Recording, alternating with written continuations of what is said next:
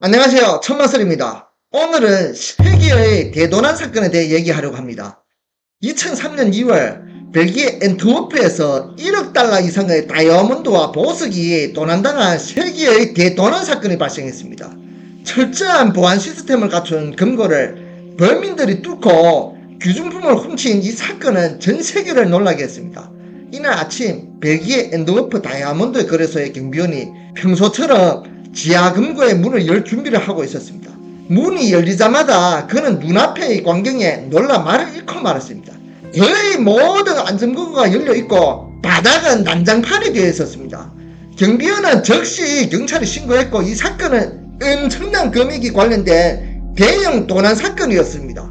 다이아몬드, 금, 보석 등 총액이 억 달러를 넘는 물품들이 도난당했으며 이는 역사상 최대의 도난 사건 중 하나로 세계의 대도난 사건이라고 불리게 되었습니다.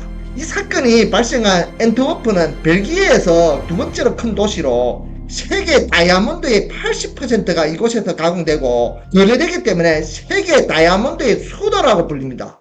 다이아몬드를 사고도 한다면 엔트워프를 방문하는 것이 확실한 선택입니다. 엔트워프 다이아몬드 거래소의 지하에는 2층짜리 금고가 있으며 그 안에는 각기 다른 고객들이 임대하는 여러 개의 안전금고가 있습니다. 이 금고는 세계적으로 최고 수준의 보안시설을 갖추고 있었기 때문에 이곳에는 값비싼 다이아몬드나 기중품을 보관하는 상인들이 많았습니다. 금고 자체는 콘크리트로 만들어졌으며 금고에 들어가기 위해서는 10단계의 보안 절차를 통과해야 했습니다. 금고 문은 두께가 30cm, 3톤의 무게로 열쇠와 보안 코드로만 열 수 있고 내부에는 광센서, 열감지기, 움직임 감지기 여러 개의 감시 카메라가 설치되어 있었습니다.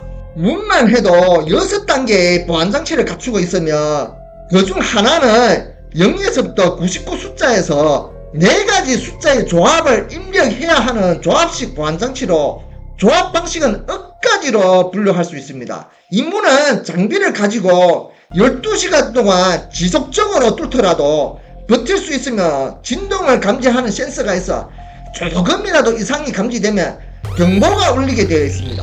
이러한 보안 수준 덕에 사람은 물론 개미 한 마리도 들어갈 수 없을 정도라고 말할 수 있습니다.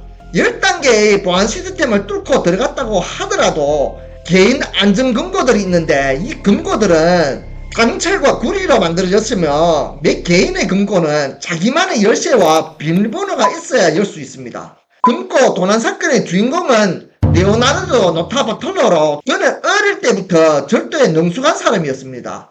6살 때 그는 가게 주인이 잠든 사이에 서랍을 열어 8달러를 훔쳤고 이후 어머니에게 크게 혼났지만 절도의 쾌감에 중독되었습니다. 이후 학교 교사의 돈을 훔치고 자동차를 훔치며 자물쇠 따는 법을 배웠고 점점 대담해졌습니다. 30세에 이르러 그는 자신의 절도 조직을 구성할 정도로 성장했습니다. 노타의 뛰어난 절도 재능을 알아본 한 유대 상인이 그에게 10만 유로를 제안하며 엔트워프 다이아몬드 센터의 지하 금고를 털 수 있는지 물어봤고 사진을 찍어달라고 요청했습니다. 노타는 그곳에 자신이 보관한 금고가 있었기에 별로 어려움이 없었고 돈 때문에 유대 상인의 요청을 받아들여 내부 사진을 상세히 찍어주기도 했습니다. 그는 그 일로 이 사건이 끝날 줄 알았습니다. 예상치 못하게 5개월 후 유대 상인은 다시 노타 바톨로를 찾아왔고 그에게 3명의 동료를 소개했습니다.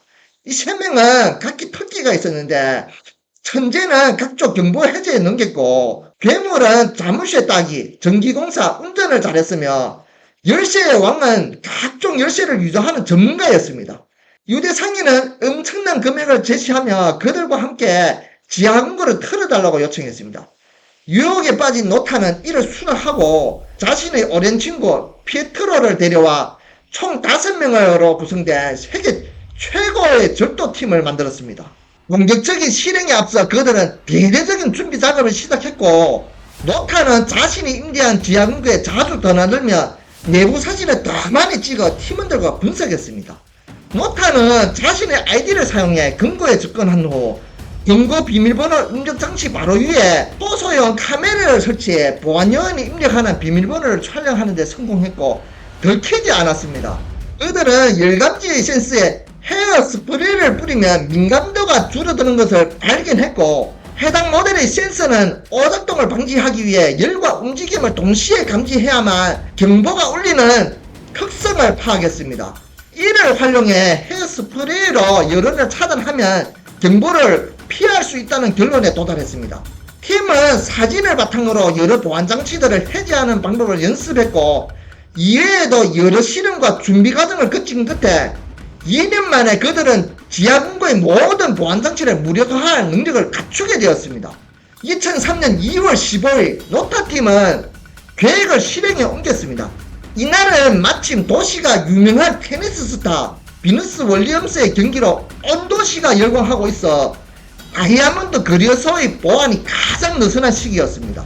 새벽 5시 10분 5명은 미리 조사한 경로를 따라 렌트카를 타고 다이아몬드 센터 옆에 사설 정원에 침투했습니다. 도시 카메라 감시망을 피하고 사다리를 이용해 센터에 진입한 그들은 경보도 울리지 않았기 때문에 지하금고에 몰래 들어갈 수 있었습니다. 오전 30분 철수를 시작하고 감시 카메라가 녹화된 영상을 훔쳐 증거를 지우고 현장을 떠났습니다. 그들은 160개 금고 중 123개의 개인 금고를 열어 가방을 모두 가져왔고, 이를 옮기는 데만 약 2시간이 걸렸습니다. 가방을 열어본 그들은 상당수 가방이 비어있다는 사실을 발견했고, 모든 것을 합쳐도 2천만 달러에 불과했습니다. 노타는 자신들이 유대 상인의 계획에 이용당한 것을 깨달았습니다. 유대 상인은 미리 물건을 옮겨놓고 도난 사건을 위장해 거액의 보험금을 타내려 했던 것입니다.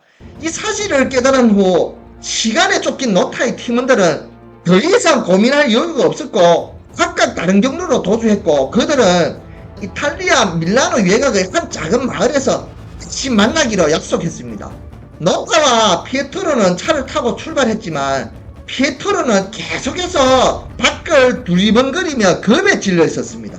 고속도로를 달리던 그들은 매우 은밀하고 잘 눈에 띄지 않는 작은 길을 발견했습니다. 그들은 차에서 내려 증거를 없애기 위해 소지품 일부를 태우기로 했습니다. 노타와 피에트로는 쓰레기와 다이아몬드를 처리하는데 몇 시간이 걸렸고, 그 순간 누군가가 다가오는 소리를 듣고 급히 차에 올라타 도주했습니다. 남겨진 쓰레기는 다 태우지 못했고, 노타와 피에트로는 그곳이 인적이 드문 곳이어서 아무도 신경 쓰지 않을 것이라 생각했습니다. 하지만 바로 그 쓰레기가 경찰에게 가장 중요한 단서가 되었습니다. 이 쓰레기가 버려진 곳은 59세의 벨기에 잡화점 주인 소유의 땅이었습니다. 그 지역은 고속도로 근처에서 가끔 쓰레기가 날아오곤 했고, 그는 이에 몹시 화가 나서 자주 경찰에 신고하곤 했습니다. 이번에도 쓰레기 더미를 발견한 그는 화가 나서 또다시 경찰에 신고했습니다.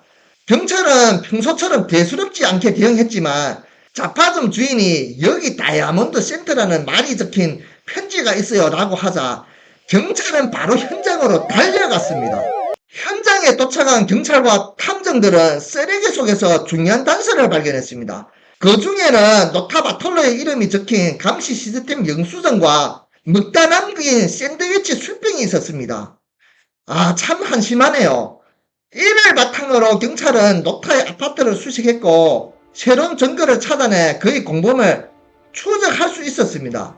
노타 바톨로는 금고 안에 들어가지 않았고 외부에서 대기하고 있었기에 직접적인 증거가 없었습니다. 추적을 통하여 다른 팀원들은 다 붙잡혔고, 팀원 중 유일하게 열쇠의 왕은 지금까지도 여전히 행방이 묘연하여 잡히지 않았습니다. 만약 그들이 당황하여 쓰레기를 버리지 않고 소각했다면 이 사건은 완전 범죄로 남았을지도 모릅니다. 이들이 훔친 보석과 다이아몬드는 결코 발견되지 않았고 영원히 미스터리로 남았습니다. 세기의 대도난 사건에 연루된 이 3명은 오년형을 받았고, 리더로서 레오나르도 노타바톨로는 10년형을 받았지만 사내를 복역 후 2009년 가석방되었습니다. 참 이 나라 법도 한심하네요.